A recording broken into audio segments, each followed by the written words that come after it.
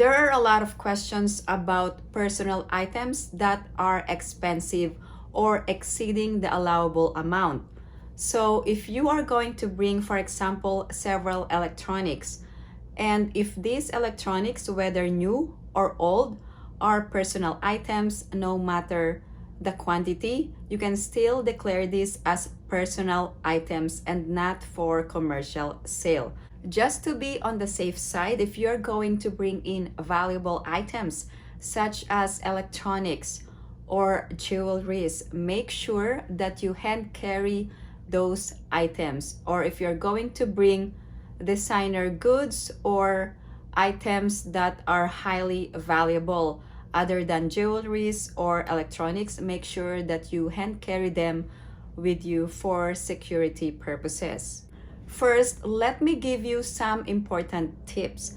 When I travel to the Philippines, I usually send items ahead of time. So if you have a lead time of about 3 months before going to the Philippines, I highly suggest to send personal items in a box or in a package. However, if you don't have time to send your personal items to the Philippines, you can hand carry items if you are going to have with you valuable items such as jewelries or electronics or other designer items. Please take note that there are special privileges for Filipinos bringing in personal items to the Philippines. Also, please take note of prohibited items or items that you cannot bring because this will be confiscated. Please take note all persons and baggage are subject to search at any time. All goods when imported from any foreign country, including those previously exported from the Philippines, shall be subject to duties and taxes except when specifically exempted. Let's talk about the tax exemptions for Filipinos or foreign nationals. Let's talk about the value of the goods you can bring in the Philippines. So all travelers, whether Filipino or non-Filipino, bringing in goods with a value of 10,000 pesos or below shall not pay duties and taxes. So basically, if you are a foreigner, convert it to a foreign currency. For example, if you are from the US, $200 worth of goods are not subject to duties and taxes. You must consider the totality or the worth of all the goods that you are bringing, whether hand carried or in checked baggages.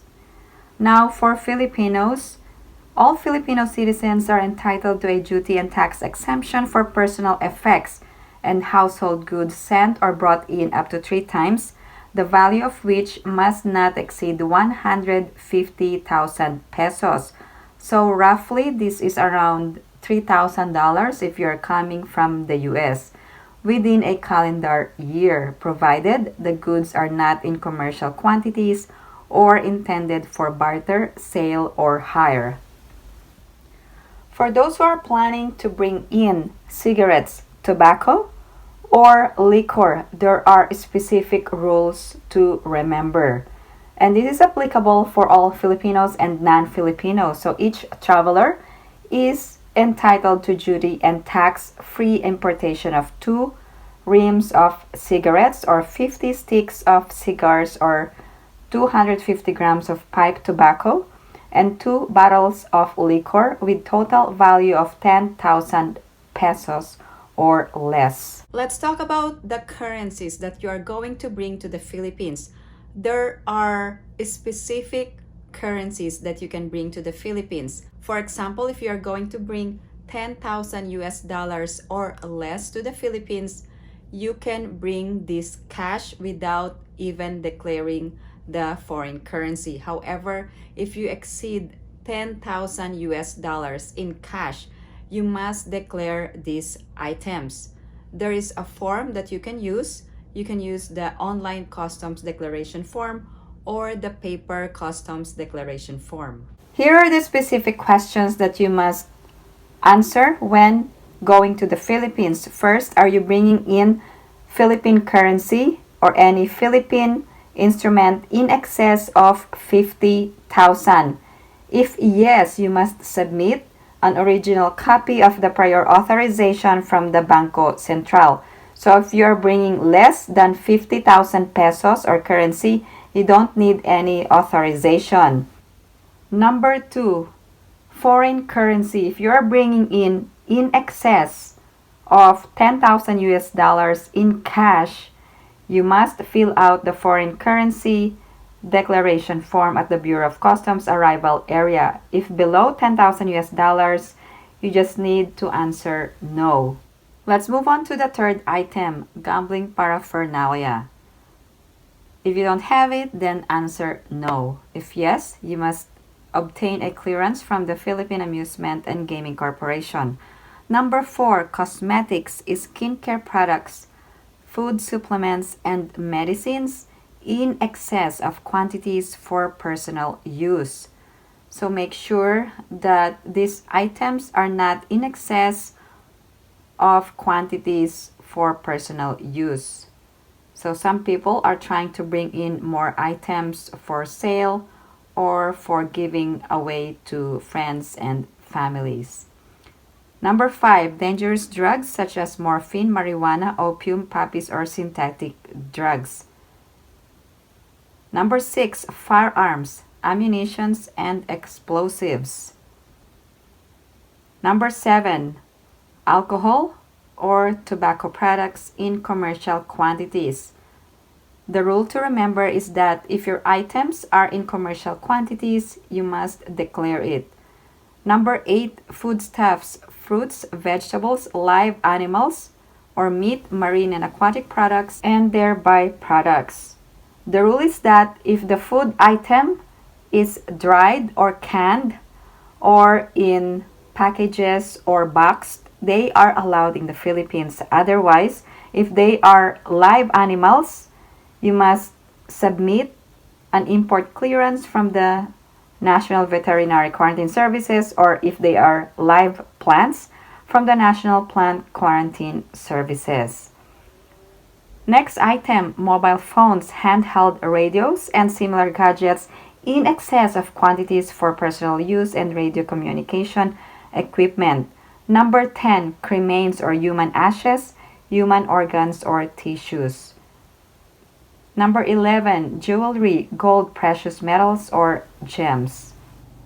Now, what is considered as commercial quantity? So it depends on the nature of the item. For example, if you're bringing in 10 iPhones, then that is considered as commercial quantity. Let's talk about the prohibited items. These are items that you cannot bring because these are expressly prohibited. Here are the specific prohibited items, meaning to say these are expressly prohibited, so don't bring them into the Philippines.